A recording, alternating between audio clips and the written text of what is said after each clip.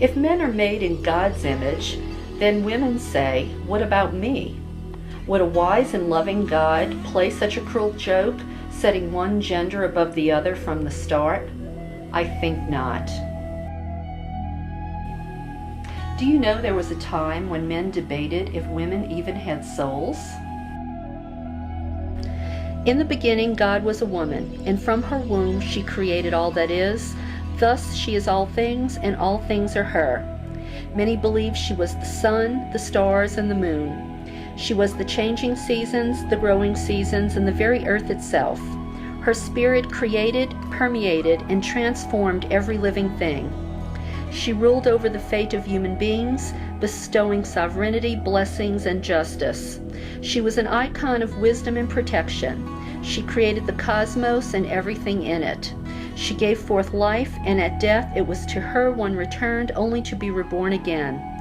The face of the life force itself was that of Goddess, the divine feminine. That was true 30,000 years ago, and for millions it is still true today.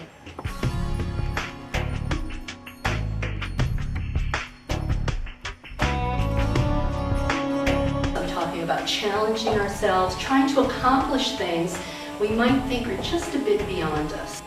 It's a journey of becoming. It's a journey of growing, and we must take this journey in fearlessness. Because you know what? It's the journey that steals us. It's not the destination. It's the trying, it's the praying, it's the challenging, it's the seeking. It's the very act of doing that makes us strong, that gives us hope, that makes us fearless. Well, discovering the Goddess was a total surprise for me. I grew up in New Orleans in the Bible Belt, and you didn't hear about the Goddess in the Bible Belt. It took moving to California to discover what had been swept beneath the sands of time for thousands of years, that God was originally a woman. And still, many cannot open their hearts and minds to a feminine face of God, not even my family, who believes I'll burn in hell for these new beliefs. The dogma of human-made patriarchal religion, professing the only valid truth, is revering a monotheistic male god, has attempted to dethrone Goddess from her place as creatrix of the world for thousands of years. People resisted then and now. They changed the names of Goddess to Mary, Mary Magdalene, Guadalupe, and Kuan Yin. They built grand cathedrals in her name. Many who were once blind are starting to see and remember the roots and true origins of the divine feminine. I just realized that that was the piece of the puzzle that was missing for me, spiritually, politically, socially. I dedicated the next 20 years of my life to discovering the Goddess and all of her different archetypes and all of her sacred places.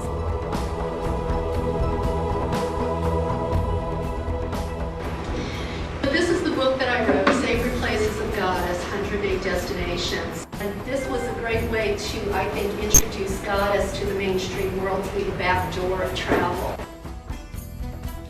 Goddess is in temples, churches, polling booths, archaeological sites, homes, museums, libraries, and on bestseller lists. Her image is used in advertising campaigns, and she inspires jewelry and clothing design. Her ritual processions can be seen on public beaches and streets, and her importance to her practitioners is expressed in public displays of art.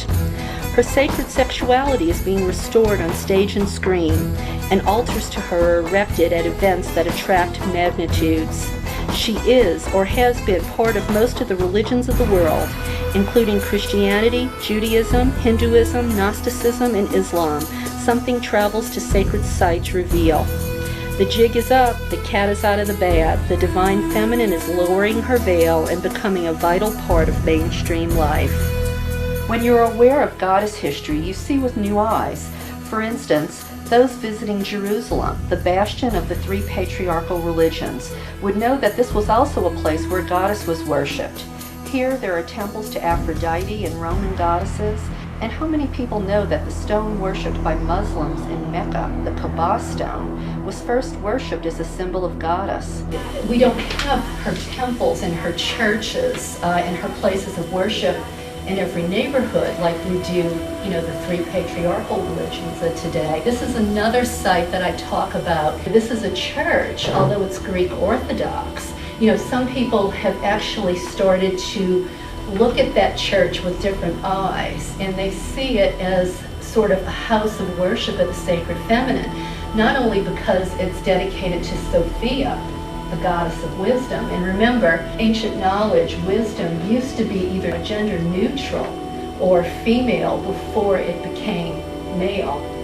So people go to St. Sophia's and look at it as a house of the sacred feminine. I even know pagans who are interested in getting married there, because when you walk in the church, you don't see all the male imagery, of the patriarchal religions like you usually see.